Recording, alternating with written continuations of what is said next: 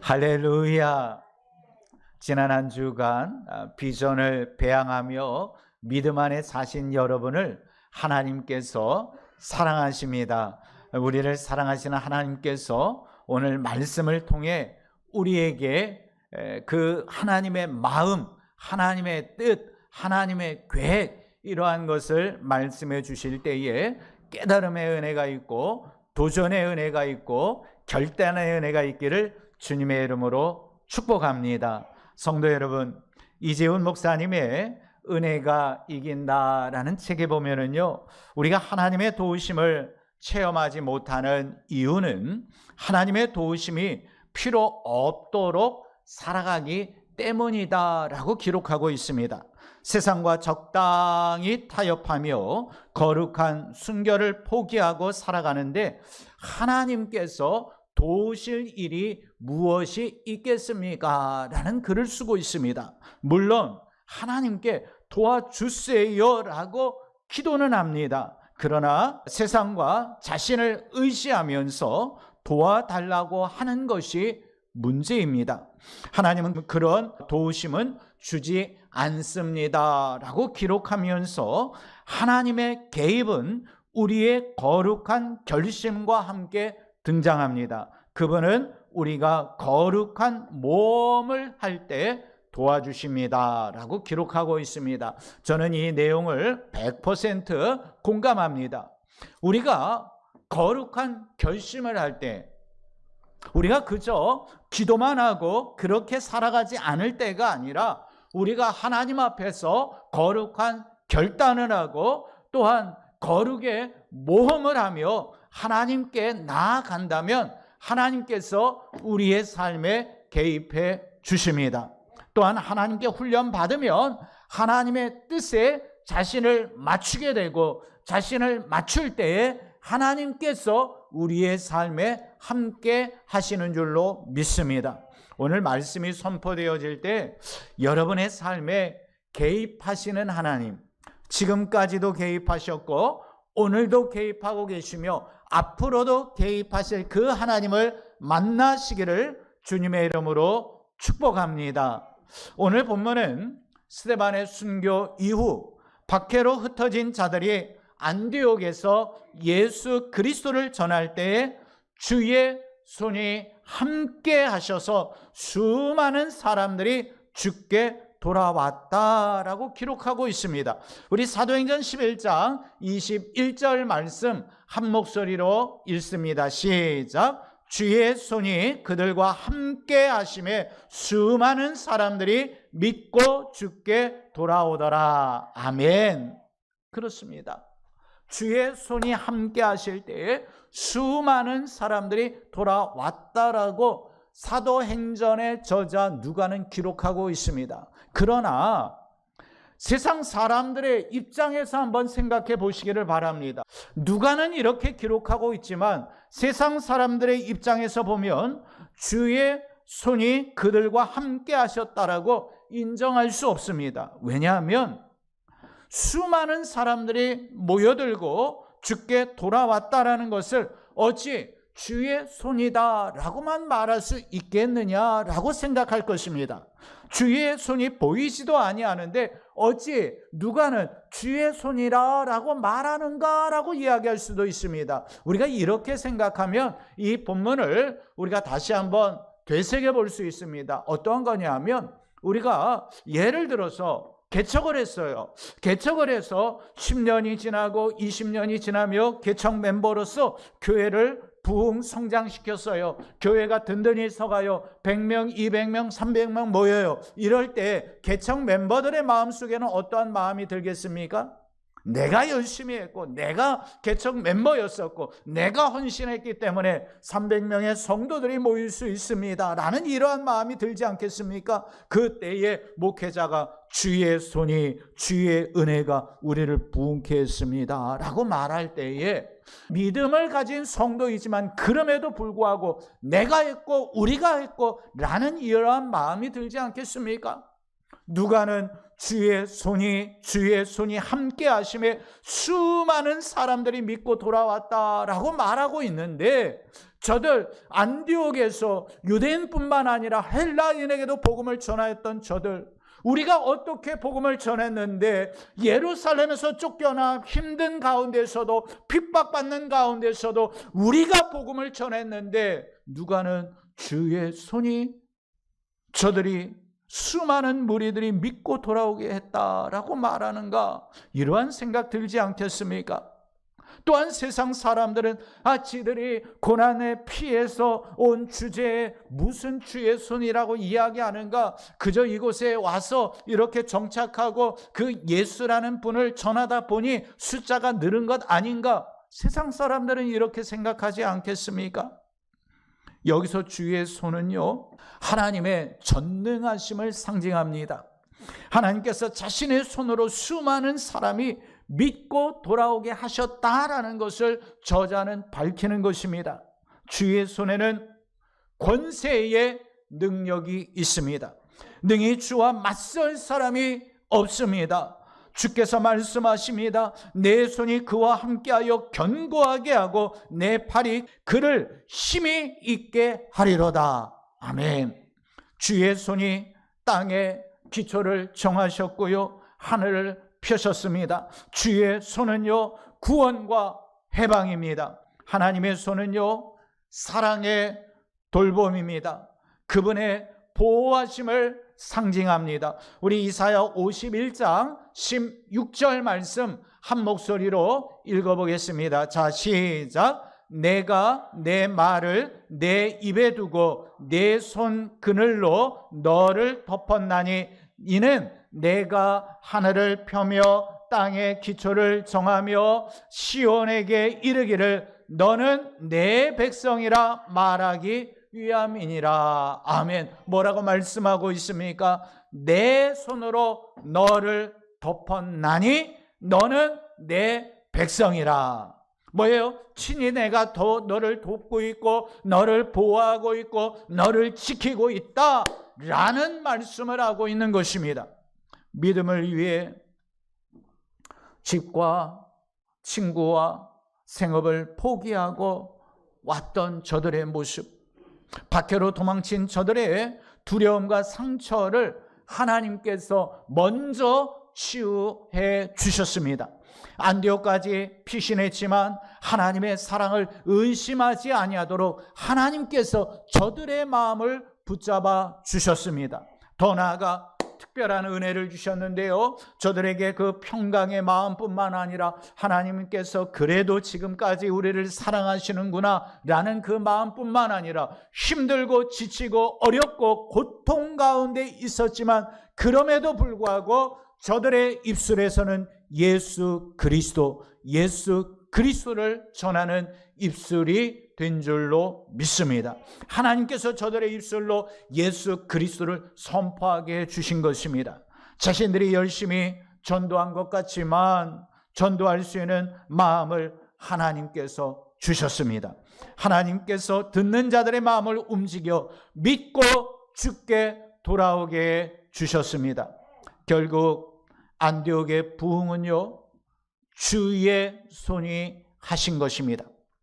사도행전의 저자 누가는요, 처음에 초대교회의 부흥을 상세히 살피면서 흩어진 성도들의 열심을 기록하고 싶었습니다. 물론요, 아까 앞에서 예를 들어서 말씀드린 것처럼 우리가 개척하고 10년, 20년, 30년 흐르면서 교회의 부흥을 이야기하면서 성도님이 계셨기에 우리 교회가 이렇게 설 수 있었습니다. 성도님이 개척 멤버가 되어주셨기 때문에 우리 교회가 이렇게 하나님의 은혜 중에 설 수 있습니다. 이러한 이야기를 사실 듣고 싶지 않았겠습니까? 안디옥에서 복음을 전하였던 저들 역시도 그러한 소리를 듣고 싶었던 마음이 있었다라는 거 누가가 모르겠습니까? 하지만 누가는 거기에 사람의 마음에 개입하지 않았습니다. 주의 손이 하셨음을 그는 기록하며 이후에 모든 이들이 이 글을 읽더라도 하나님의 손길, 하나님의 능력, 하나님의 하심을 바라보게 하였던 것입니다. 하나님께서는 사람이 할 수 없는 일을 능히 이루시는 부흥의 하나님이십니다. 부흥은 때문에 주의 손입니다. 부흥은 주의 능력입니다. 부흥은 주의 인도하심으로 가능한 줄로 믿습니다. 주님께서 이루심을 인정할 때에 부흥이 이루어지는 것입니다. 우리의 잘남, 우리의 능력, 우리의 열심 물론 필요합니다. 그러나 그에 앞서 중요한 것은 주께서 우리에게 은혜를 허락하실 때, 주께서 우리는 사랑교회를 붙잡아 주실 때에 부흥의 역사가 일어납니다. 쇠퇴했던 우리의 신앙이 다시 일어나는 것, 이것이 부흥입니다. 때문에 부흥은 회복이고요, 부흥은 부활이며 부흥은 주의 손입니다. 내가 의지하던 것을 내려놓고 주께서 하시도록 내어드리는 것, 그것이 바로 부흥의 시작입니다. 하지만 부흥을 모르면은요, 주의 손을 인정할 수 없습니다. 하나님께서 하신 일을 자신이 한 것처럼 교만 떱니다.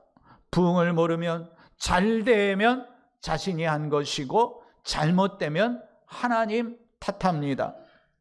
하나님께서 누가의 마음을 움직여 주셨습니다.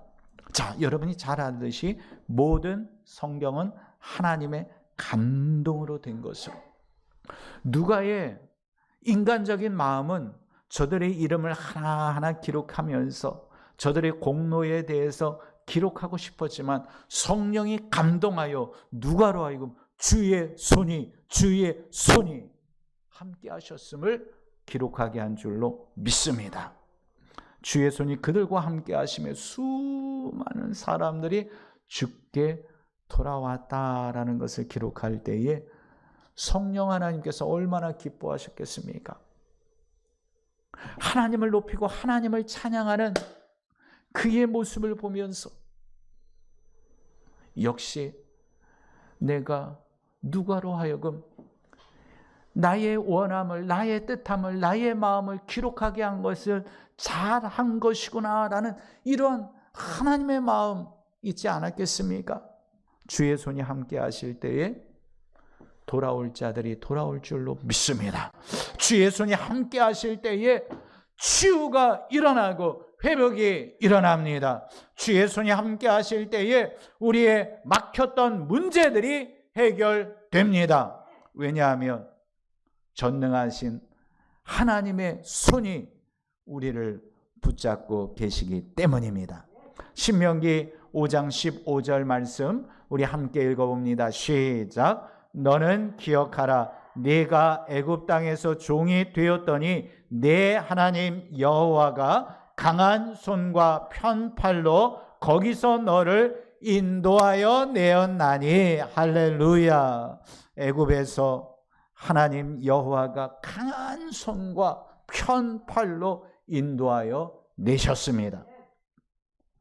또한 마태복음 14장에 보면은요, 오병이어 사건 이후 예수님께서 제자들을 재촉하셔서 배를 타고 앞서 건너편으로 가라라고 말씀하십니다.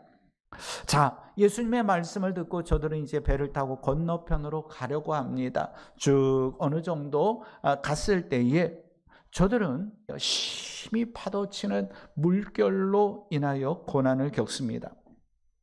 그래서 예수님께서 저들을 찾아오십니다. 처음에는 예수님께서 저 무리를 걸어오시는데 유령이라 하며 무서워 소리를 질렀습니다. 이때 예수님께서 즉시 안심하라, 나니 두려워 말라라고 말씀하셨어요. 베드로는 이제 은혜 중에 그러면 내가 주께 가오리다 하며 물 위를 걸어 주께 가다가 바람을 보고 무서워 물에 빠져갑니다. 그때 베드로는 주여 구원하옵소서라고 외쳤을 때에 이때에 예수님께서 즉시 손을 내밀어 그를 붙잡아 주셨습니다. 성도 여러분, 저는요 이번에 설교를 준비하면서 이 마태복음 14장 말씀을 잠시 묵상하며 이러한 깨달음이 있었습니다. 우리가 너무나 자주 접하는 그러한 말씀 아닙니까? 그런데 여기서 이 즉시라는 단어가 제 눈에 근본에 딱 들어오더라고요. 자, 두려움, 떨고 있을 때 제자들을 향하여 즉시 안심하라, 나니 두려워하지 말라 말씀하셨던 주님. 또 물에 빠져가는 베드로가 주여 나를 구원하소서 하였을 때에 즉시 손을 내밀어 그를 붙잡아 주셨던 주님. 즉시. 그렇습니다. 하나님께서는요, 우리의 인생에 개입하시는데 우리가 두려워 떨 때에 즉시 내니 안심하라. 우리가 주께 주여 응답하여 주시옵소서, 해결하여 주시옵소서 기도할 때 즉시 손을 내밀어 우리를 붙잡아 주십니다.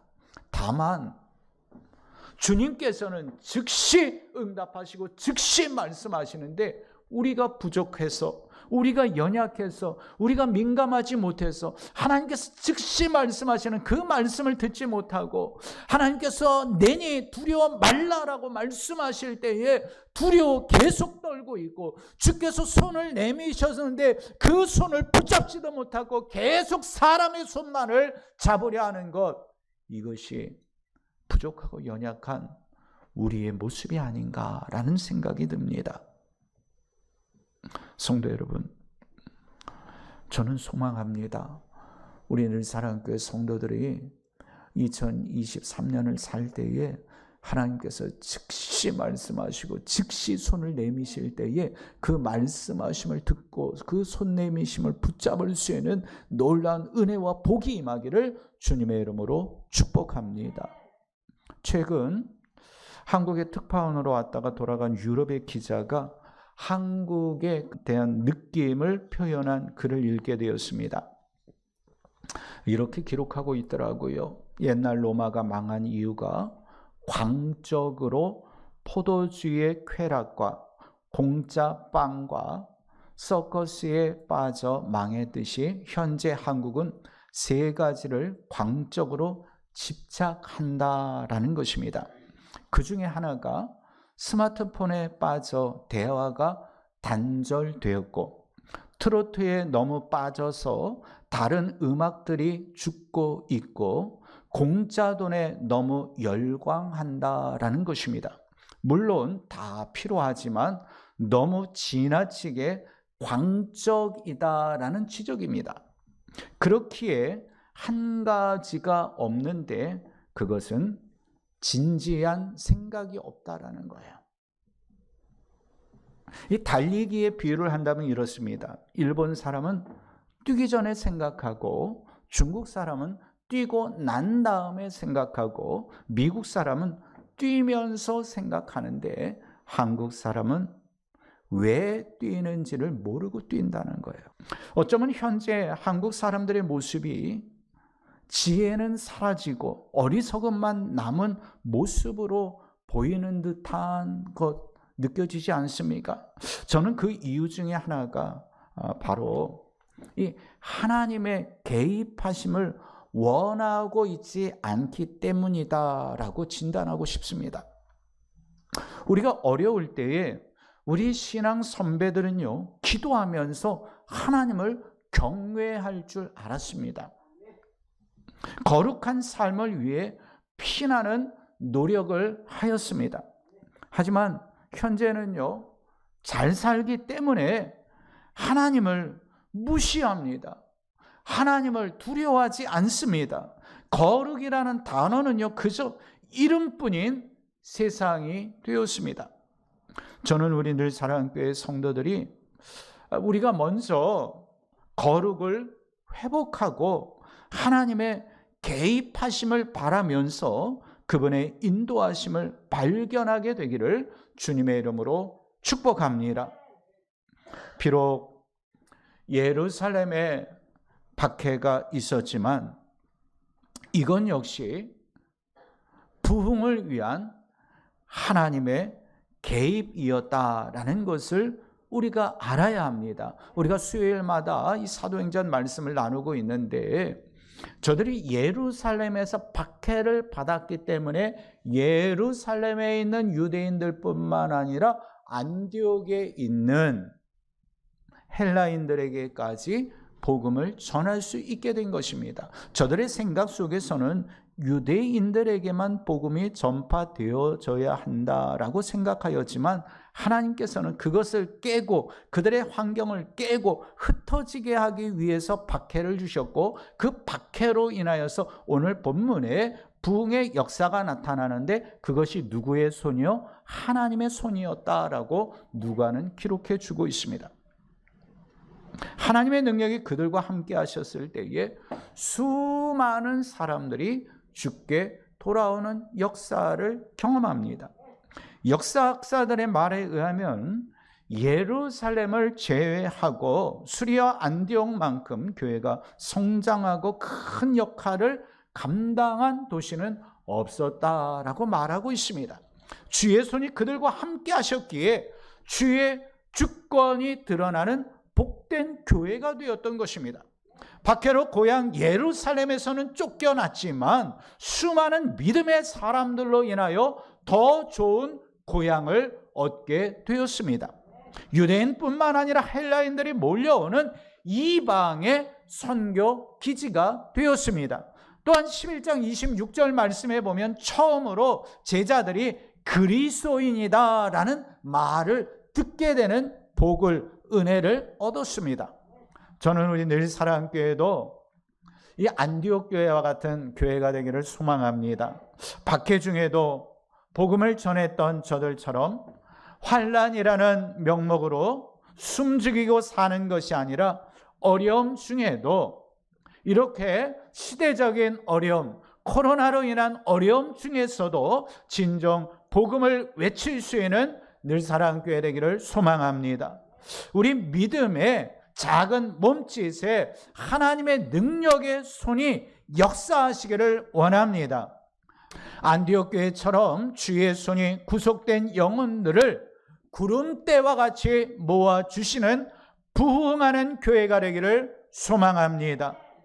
한 주간 세상에서 지친 몸으로 주의 전을 찾았을 때에 쉼을 얻는 교회, 안식을 누릴 수 있는 교회, 이렇게 부흥하는 교회가 되기를 소망합니다. 부흥은 주의 손에 달려 있습니다. 회복은 주의 은혜입니다. 치유는 예수 그리스도의 보혈의 피입니다. 때문에 주의 손은 사랑의 손입니다. 2023년 주의 사랑의 손이 우리의 육신을 치료하십니다. 영혼을 회복시키십니다. 부흥케 하십니다. 왜요? 하나님의 손이 사랑으로 우리와 함께 하시기 때문입니다. 모든 것을 우리가 하는 것 같지만 주의 손이 하심을 깨달읍시다. 우리 주님께서 지금 다시 한번 말씀하십니다. 아무것도 염려하지 마라. 내가 너를 사랑하노라. 왜냐하면 주의 손이 여러분과 함께 하시기 때문입니다. 부흥은 우리를 사랑하시고 교회를 사랑하시는 하나님의 손이 하는 것입니다. 하나님께서 열매를 맺게 하십니다. 우리는 이 일에 순종하여 초대교회에 흩어진 성도들처럼 주 예수 그리스도를 그저 전파하면 되는 것입니다. 이 한 주간 우리 교회와 가정에 주의 손을 통해 부흥과 회복과 치유의 역사가 일어나기를 주님의 이름으로 축복합니다.